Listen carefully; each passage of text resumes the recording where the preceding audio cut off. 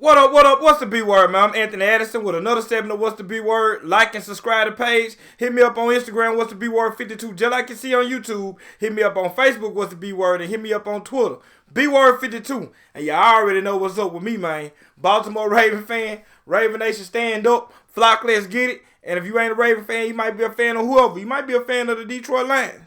Hit that like button anyway. Hit that subscribe button anyway. Because we talk football, period, baby. But anyway, reason why we're here today is to talk about that game Sunday against the Detroit Lions, while our Baltimore Ravens, whew, you see that man right there? Matter of fact, you see both them guys right there. Whew. When our Baltimore Ravens won 19-17 over the Detroit Lions. So, let's go and talk about offense first. First, I want to say about offense. Everybody that calls Lamar running back, everybody that say Lamar Jackson can't throw the football, all that bull jive that they talk about Lamar, y'all should be quiet now. Because throwing the ball wise, man, Lamar was really, really on point with his throwing. But, as you know, I know, and everybody else know, Mr. Marquise Hollywood Brown, I mean, shout out to the reporter that reported that he had both his girlfriends at the game last week, because I guess he lost some sleep over the week because he was arguing with two women. So shout out to that reporter, because Hollywood was off his game. Hollywood was Kiki again. He was Kiki again. He wasn't even Hollywood. He wasn't Marquise. He wasn't Hollywood. He was Kiki again this game right here. And man, we can't have it. One of those passes that he dropped, I could understand him dropping. The defensive player he made a heck of a play on the ball. He didn't get the ball, but he kind of got in the way. But those other two, man, you got to come down with them. You have to come down. You really got to come down with all three. But them two big ones, you got to come down with them, man. If Hollywood doesn't drop those balls, we not in the situation we were at the end of this game. But I guess it was just fate. Another reason why these people need to shut up about Lamar and his ability to pass the ball, because look at our running attack this past game. Our running attack wasn't the normal. It wasn't the normal. We just got 6 yards per carry out of every running back we get the ball. So no. Latavius Murray had 7 yards, 28 yards, 7 carries with four every carry. Mr. Williams, his first name is Tyson Williams. I hate how they say his name. It's country folks, man. We probably would be down there calling him Tyson. But Tyson Williams,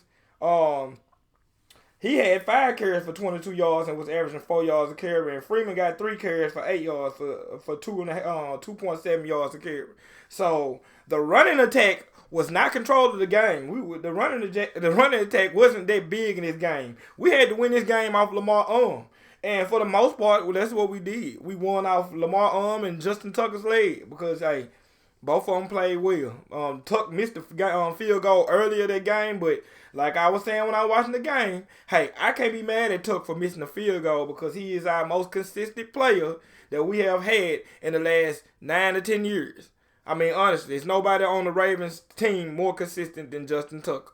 That's just facts. There's almost nobody in the league that's as much as consistent at his job than Justin Tucker. I mean, you just got to be real. That's just real spiel. But Lamar went 16 for 31 for 287 yards. Listen to that. 287 yards. 16 for 31. Count those 4 drops. 3 by Hollywood, 1 by Sammy. Come on, man. Come on. Lamar, with those big passes that them guys dropped, Lamar was supposed to have been well over 300 yards. It probably had 400 yards. He supposed to really had about 350, 360 with 3 TD passes.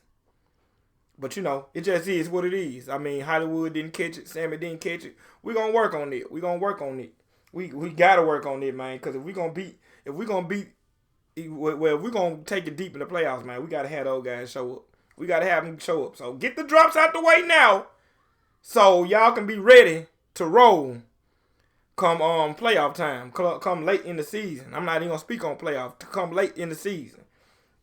Mark Andrews, I got his jersey on today.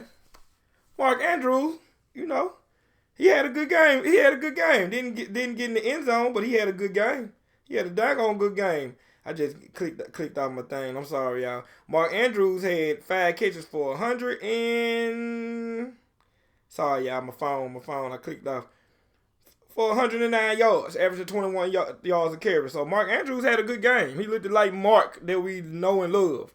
Let's hope that he continue to be the Mark that we know and love, and not the one that's dropping big balls. Like, you know, sorry, my bad. Dropping big throws. So we need Mark to definitely be the Mark that we know and love. If you just look at this passing attack and the way they played against Detroit, which, don't get me wrong, Detroit defense played a good game. You gotta give credit when credit is due. Detroit defense came out ready to play. They played very, very good against us.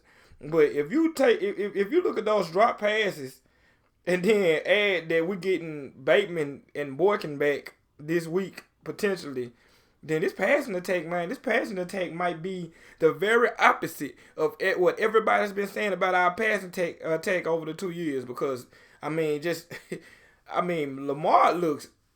he didn't look that sharp. The Raiders game, he was missing a lot of passes, but man, this game here, he looked sharp. He looked good. And one thing, if you go and look at the live video that Marlon always do after the game, where they on the airplane on the away game, if you look when he came up to Lamar just look in his lap and look what Lamar got. Lamar is watching film. So, hey, I'm loving all the energy that I'm getting from my quarterback right now. Besides that flip last week, but hey, it is what it is. But I'm loving all the energy that I'm getting from Lamar Jackson right now. Lamar Jackson is, even though it seemed like it's almost crazy and impossible to say this, but it looked like Lamar Jackson is about to make that next step. Like, just think about how crazy it sounds, y'all. A next step from being a unanimous MVP. It's only 2 unanimous MVPs in 100 and some years. Lamar and Tom Brady. And Lamar is looking like he's going to take a next step because of his passing from that MVP year. Like, scary, man. Scary. Let's talk about the defense. Okay, like, points-wise, giving up points, the defense played tough and good. We was shorthanded, man. We was extremely shorthanded, and we still played tough, man. We played tough on defense, man. So, shout out to the defense. But I got to say one thing. I'm not going to be hard on the pass rush this game right here because, like I said, shorthanded. Hey, no Houston, no Williams, no who else was out? Ferguson, which I don't think Ferguson fact anyway. I'm surprised Ferguson made the team. Dylan Hayes got hurt when he finally got his opportunity. But crazy thing is, going into this game, I thought D-line was going to just be the undisputed problem for our defense in this game. But the elephant in the room, the ultimate problem in that game was our linebackers. Our linebackers in the second half of this game against Detroit, our linebackers got abused for the next 2 quarters. The whole next 2 quarters. I had no confidence in our linebackers in the third and fourth quarter after that first drive by Detroit. They attacked our linebackers almost every play. Tight end, running back. Swift was just going crazy on them. Really. Especially in the passing game. I mean, 7 receptions for 60 yards. That's a lot for a running back. That is a lot for a running back. I mean, our linebackers have to tighten up. They have to tighten up. I'm more hard on Patrick Queen than Malik because Malik didn't get the same amount of play time as Patrick Queen. Malik is not the first round draft pick like Patrick Queen. So I need Patrick Queen to step up because right now, and this is my honest opinion, right now, the only thing that it look like Patrick Queen does good on a consistent basis right now is blitz. Now, when it comes to him blitzing, he blitzed pretty doggone well. But if you look at how Patrick Queen has been looking the last 2 games, he looks like, and I hate to say this, but he looks like Peanut Owasu in a way, to me. Outside of Peanut didn't miss that many tackles. And when I say he reminds me of Peanut, it's as in when he get caught up in the mesh, and he gone. You don't see him nowhere on the screen. when somebody get their hands on him, he can't shed blocks that well. Peanut had that same problem. When they got him, they got him. But the only difference is when Peanut wasn't missing tackles like that, Patrick is out there missing a lot of tackles. And truth be told, Patrick had that problem last year. Even though he had a lot of tackles, he missed a lot of tackles. So Patrick has to fix it. To be our top linebacker, you have to fix that. When you play for the Baltimore Ravens, you got to be able to tackle. You got to be able to wrap up and get your man down. All this missing tackles and getting juked, that's not Raven football. So Patrick Queen, I need you to tighten up for real this week. Like for real, man. Because that didn't, you looked terrible to me in that second half. Malik was in no man's land. I mean, he looked bad too. But he was in no man's land. This is his first year actually being a starter. And then, coverage-wise, he really the thumper. So he's not really a cover linebacker. So I'm not that surprised with, I ain't going to say I'm surprised with Patrick, but I'm not that hard on Malik like I'm going to be on Patrick. So linebackers, man, I need y'all to play better. Maybe Patrick was having a harder time because of us not having Big Baby and all them guys up front to be able to keep people up off for them, but still, that's no excuse. We still got good depth and quality backups, and you should still be able to perform at a high level, not look like you was just completely outmatched. And in that second half, he was completely outmatched. But let's get down to the nitty-gritty, the part that everybody loves to talk about and that's been going on with these two fellas here, man. I honestly thought we lost this game. I was like, man, there's no way we're going to win this game. Lamar took a sack. Lamar ran to the sideline and stopped the clock. And but he lost yards, I believe, or got to the line of scrimmage. And then it's 4th and 19. 4th and 19. Man, I just tell you what, man, whenever you got these two brothers right here, you got a chance. You have a chance. 4th and 19, Lamar hit Sammy Watkins on a clutch pass. A clutch pass. And was able to spike the ball. Now, true enough, on that play where we threw the ball straight out of bounds, the clock did delay. But at the same time, the game clock on TV and the game clock on the field might be two different things. But my TV screen said 00, and I was screaming and hollering mad because I'm thinking we finna have to do a Hail Mary. But we didn't. We got the ball off. And then in comes Tucker. 66 yards. NFL record. JT Money. Nails it. Not nail it. He got it. Hit the crossbar, bounced in, and our Ravens won the game. So, I normally don't do this on my channel, but, hey, for that effort in that game, Lamar, Justin Tucker, hey, we're going to take a shot for you, my boys.